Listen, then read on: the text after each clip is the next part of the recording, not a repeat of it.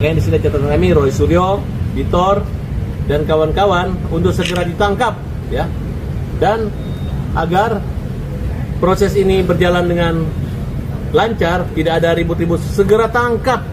Mereka ini kalau nggak ditangkap, bawel banget gitu. Mereka menggiring opini seolah-olah terjadi kriminalisasi terhadap kelompok ini, umat, ulama, dan lain sebagainya. Padahal tidak. Nah, katanya dia orang pintar, doktor.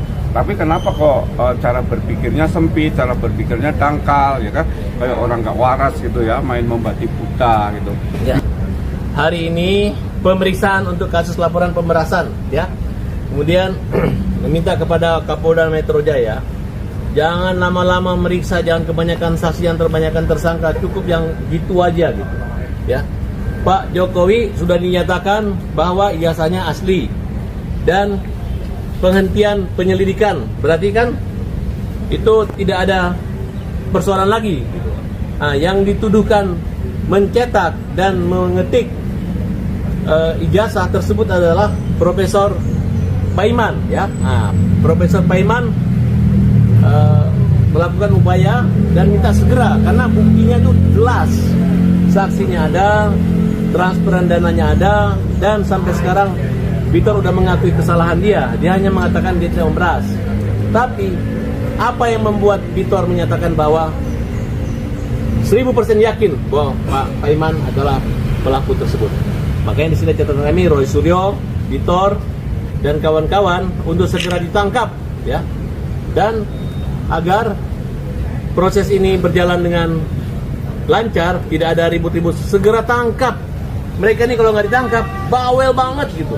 Mereka menggiring opini seolah-olah terjadi kriminalisasi terhadap kelompok ini, umat, ulama, dan lain sebagainya. Padahal tidak. Nah, mudah-mudahan dengan turunnya Pak Jokowi menyerahkan ijazah asli dan hadir di acara kemarin, mereka semakin takut, gitu ya. Tapi ternyata ketakutan itu dilawan dengan perlawanan, gitu. Oleh karena itu, Pak Profesor dengan 20 pertanyaan selesai, tuntas, sempat ketemu, sempat bentrok kami tadi, tapi itu bentrok yang dibuat-buat. Mereka itu marah sama saya karena dianggap saya membela yang sesat gitu. Loh, apa yang sesat? Ini saya pembela Pak Paiman. Nah, akhirnya saya bilang, tolonglah Bu, kalau saya baik ramah, tolong baik-baik aja. Kamu mau saya balas, saya maki kamu? Dia bilang, balas, saya hajar. Simple kan? Nah, coba saya kasih contoh. Kamu kalau dimaki-maki di muka umum nggak jelas, enak, malu kan? Malu kan? Tapi tetap aja mereka ini orang yang tidak punya modal dasar, hanya modal keberanian aja, tidak takut akan membuat persoalan baru darat kami, terutama Pak Profesor Paiman. Demikian. Prof, kemarin saya wawancara Roy Suryo juga dikatakan kalau misalnya dia memegang bukti kalau Prof sempat minta tolong ke Roy Suryo tentang ijazah yang ada di Pasar Pramuka. Minta tolong apa? Kayak untuk segera memberhentikan persoalan ini, seperti apa? Jadi itu salah ya. Jadi saya kan kenal beliau, itu sering kita acara di Menpora. Karena dia mantan Menpora, diundang. Saya kebetulan staf khusus menteri. Karena saya merasa kenal, menganggap beliau sahabat, maka saat saya setelah melihat ijazah Pak Jokowi dan UGM telah menyatakan bahwa Jokowi kuliah dan lulus dan ijazahnya ada, maka saya sampaikan, Mas, selamat pagi, saya sebagai sahabat saran, saya sudah melihat ijazah Pak Jokowi dengan mata kepala saya sendiri. UGM sudah menjelaskan bahwa ijazah Jokowi asli. Sudahlah, minta maaf agar itu tenang. Nah, gitu aja. Nggak ada istilah minta tolong. Itu artinya saran, ya kan. Tetapi gini ya, apa yang disampaikan oleh pengacara saya tadi, Dr. Farhad Abbas tadi, bahwa tatkala kita menuduh ijazah Jokowi, ya kan, kita harus realitanya berpikir yang jernih dong. Orang kalau menuduh ijazah palsu, sekarang mana aslinya, ya kan? Aslinya udah dinyatakan oleh yang punya otoritas mengeluarkan ijazah, yaitu UGM, bahwa Jokowi ya ijazahnya asli. Bahkan Jokowi berani hadir loh dalam reuni Fakultas Kehutanan loh. Artinya mereka memang punya teman kuliah dan memang Pak Jokowi itu lulus. Nah, artinya apa? Tatkala dia tidak bisa membuktikan ijazah Pak Jokowi palsu, sudah nuduh saya yang mengetik, sudah menuduh saya yang ini namanya mencari permasalahan baru. Nah, katanya dia orang pintar, doktor, tapi kenapa kok cara berpikirnya sempit, cara berpikirnya dangkal, ya kan? Kayak orang nggak waras gitu ya, main membabi buta gitu. bilang saya mencetak 1000%. Sekarang mana yang dicetak? Terus kemudian dia wawancara pakai orang ditutup topeng. Lihatin dong mukanya siapa dong. Kan saya kan memang sudah, saya orang Islam loh, udah mengatakan sumpah mati loh bahwa saya punya usaha 1997 sampai 2002. Kemudian dinyatakan 2017. Oh 2017 saya sudah jadi direktur pasca sarjana dan juga saya PLT rektor tahun 2019, ya kan? Artinya saya memang sudah tidak ada kegiatan di Matraman sejak 2002 gitu loh. Karena setelah itu saya usaha restoran. Jadi saya kira bahwa dalam kasus ini sudahlah, polisi itu harus tegas-tegasnya apa? Tatkala orang mengajukan ijazah tidak bisa menunjukkan ijazah palsunya, sudah nggak usah dilayani. Nah sekarang karena Polri itu sudah menyatakan ijazah Jokowi palsu, sudah tindak lanjut, naik sidik, tersangka, tangkap, gitu saja. Ijazah tidak palsu. Iya, karena Pak Jokowi sudah ijazah tidak palsu gitu. Dan saya bahkan dituduh ijazah palsu, profesor palsu. Saya ini seorang pendidik, jangan dihina-hina. Nanti kredibilitas saya jadi turun, orang tidak percaya dengan saya. Saya ini orang kecil, punya mimpi, ya. Saya berusaha ke Jakarta, hanya modal SMP, kemudian sekolah STM, kemudian S1, S2, S3, dan sudah berhasil, tinggal menikmati, dihancurkan begitu saja. Oleh karena itu saya tidak terima. Saya laporkan, ya, dengan tuduhan pencemaran nama baik, penyebaran berita bohong, dan pemerasan dan fitnah.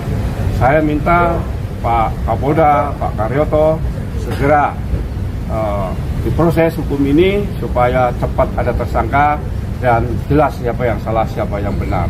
Karena ini sudah meresahkan masyarakat dan memecah belah sehingga terjadi yaitu benturan antara persatuan dan kesatuan bangsa. Saya sendiri, Ketua Umum Relawan Jokowi, punya masa 3 juta lebih. Sudah gerak turun ke lapangan, turun ke jalan. Maka saya untuk meredam agar tidak terganggu gangguan ketertiban dan keamanan, maka saya dan Bang Farhad memutuskan untuk melaporkan ke ranah hukum agar gejolak untuk gangguan ketertiban di wilayah-wilayah, karena sebelum Jokowi sudah mulai gerah dan turun ke jalan-jalan, maka saya mengambil langkah, mengambil jalur hukum ada semuanya tenang. Saya kira itu. Oke, Prof, tadi Prof bilang sempat ada pemerasan. Mungkin pemerasannya dalam bentuk apa dan kalaupun ada jumlahnya itu berapa? Ya, jadi Bitor ini melalui teman saya Ian Iskandar itu nelpon saya bahwa Bitor meminta maaf, benar-benar minta maaf, bahkan akan membantu saya, ya kan? Maka saya fasilitasi untuk ketemuan makan ya di Plaza Senayan. Kemudian sebelum pertemuan itu minta bantuan, Bung Yan tolong sampaikan ke Bro Paiman, saya minta bantuan 20 juta. Setelah makan 1 jam, kemudian saya kasih 15 juta. Dia menyatakan kurang, katanya kurang. Kita loh, minta 20 dikasih 15 kok masih kurang, berarti pemerasan dong. Nah ya sudah, besok saya viralin. Artinya ancaman itu terbukti bahwa tanggal 10 itu memviralkan lagi bahwa saya mencintai Jokowi 1000%. Bahkan saya ini kuliah enggak kuliah, ijazah saya palsu dan profesor saya palsu. Nah ini kan sesuatu tuduhan yang sangat menyakiti hati ya, anak-anak saya jadi terganggu, keluarga saya dan saya sendiri, karena saya seorang pendidik, orang jadi bertanya-tanya walaupun sebenarnya nggak percaya kalau saya ini tidak profesor itu, karena dalam rekam jejak pengajuan profesor S1, S2, S3 itu semua ada di laman dikti, jadi bisa dicek rekam jejaknya. Saya kira itu. Bang, sebagai pakar hukum, unsur pemerasan sangat dekat itu Bang. Ya, walaupun dia menggunakan dengan cara-cara baik, tapi tujuannya adalah orang yang memang dipergunakan untuk cara memfitnah. Mungkin walaupun diberikan ya tujuannya kan takut aja. Nah, tapi setelah diberikan akhirnya takut-takutnya diancam karena kurang, akhirnya disamakan. Kepada yang pernyataan 1000% itu aja. Berarti unsurnya kuat Bang, ini pemerasan Bang ya. Kan biasanya kan pemerasan itu enggak mungkin diperiksa. Enggak ada kesepakatan dua belah pihak kan Bang itu biasanya. Bang, terkait kemarin ada reuni Bang dari Jokowi. Ya, itu dipermasalahkan juga oleh Itu kan tidak ada masalah. Yang namanya satu universitas ternama melakukan reuni kan tidak ada yang komplain. Ini kan komplainnya hanya orang-orang ini aja yang mendengar berita burung, kemudian menjadikan berita burung itu seolah-olah berita nyata, dan berita nyata itu seolah-olah burung, kabar burung. Dibalik-balik sama mereka kan kelihatan cara Roy Suryo berdebat saja. Kenapa kita minta Roy Suryo ditangkap segera ya? Kenapa? Dia itu mantan menteri dari Partai Demokrat.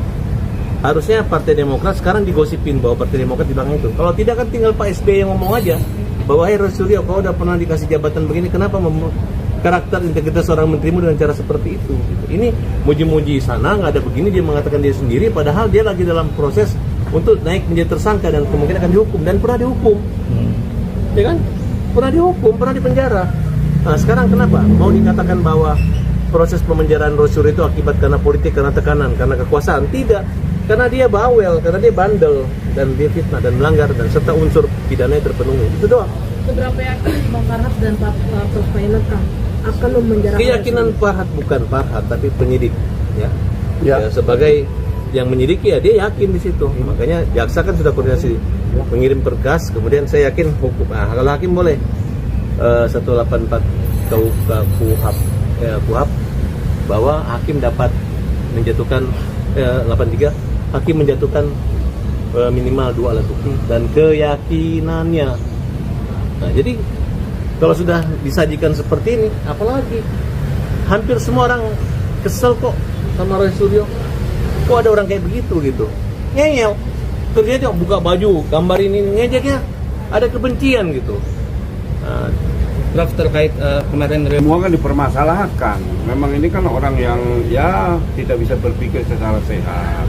Ya, kita bicara pun juga dipermasalahkan nanti, ya kan? Saya kira kita masyarakat ini harus cerdas bahwa Pak Jokowi ini sudah diakui ya kuliah lulus di UGM, dan kemarin reuni ada teman-temannya. Mau diragukan apa lagi? Kalau mereka meragukan biarin saja, tapi yang penting masyarakat jangan terkecoh, karena ini orang-orang yang sudah panik dan sudah stres karena saking kesalahannya, ya mau minta maaf juga sudah terlanjur malu, ya kan? Ya kita lihat aja proses hukum kan sudah berjalan. Sekarang ini kan tinggal nunggu beberapa hari saja. Ya saya yakin kok dengan kinerja polisi pasti akan segera ada penetapan tersangka.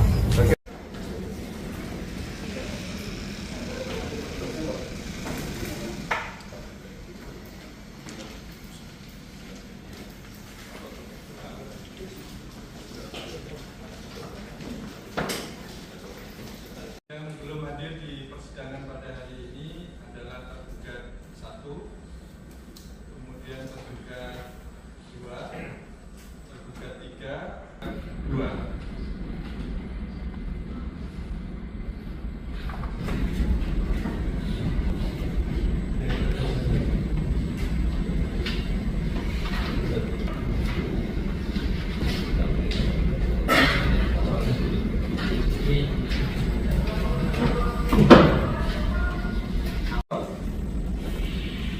Dikembalikan ke pengadilan ya suratnya.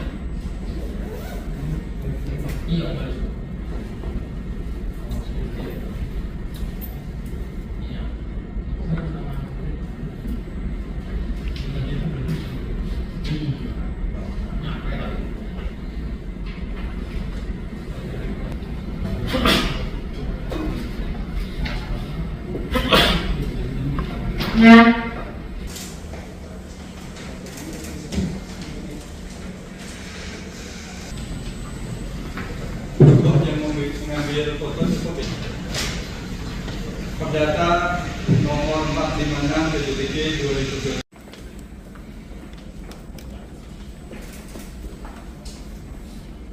Jadi UGM ya.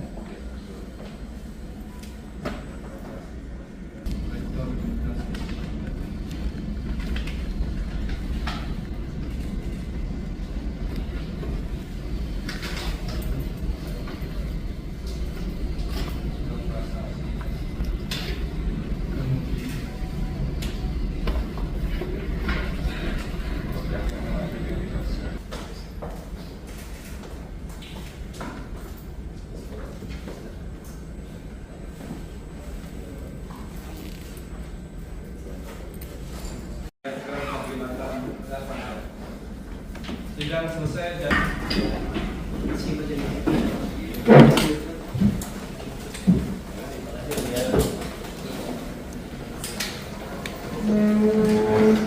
di sini Profesor sebagai warga negara yang taat hukum mencari kepastian dan keadilan bahwa ijazah tersebut adalah asli, dan Profesor melawan fitnah keji daripada Roy Suryo dan semuanya kawan-kawan itu dengan cara melakukan gugatan perdata di Pengadilan Negeri Jakarta Pusat. Sidang hari ini dibuka, ya. tidak dihadiri oleh 5. Yang tergugat itu tidak hadir semua. Hanya 1. Hanya tergugat 3. Tergugat 7 yaitu Pak Hermanto yang hadir. Sedangkan yang lain nggak hadir dengan alasan yang 6 orang itu mereka tidak beralamat di TPUA. Padahal selama ini mereka di TPUA. Nah, dan akan diadakan perubahan alamat ke rumah masing-masing saja. Nah, kemudian dari pihak UGM kita hadir karena UGM yang punya kewenangan menyangkut tentang ijazah. Terima kasih buat Rektor UGM yang mengutus pengacara dan hadir, dan untuk selanjutnya sidang akan ditunda menunggu pemanggilan pemfitnah penakut ya. Sebagai warga negara Indonesia yang baik harusnya hadir ya, karena ini kan untuk pembuktian. Kami menggugat perdata ini dalam rangka untuk satu, memulihkan nama baik Pak Jokowi ataupun saya Profesor Paiman. Yang kedua, kami ingin Pengadilan Negeri Jakarta Pusat menetapkan mereka bersalah. Karena terkait tuduhan ijazah palsu Jokowi, ini aduannya sudah diberhentikan oleh Baris Krim Polri.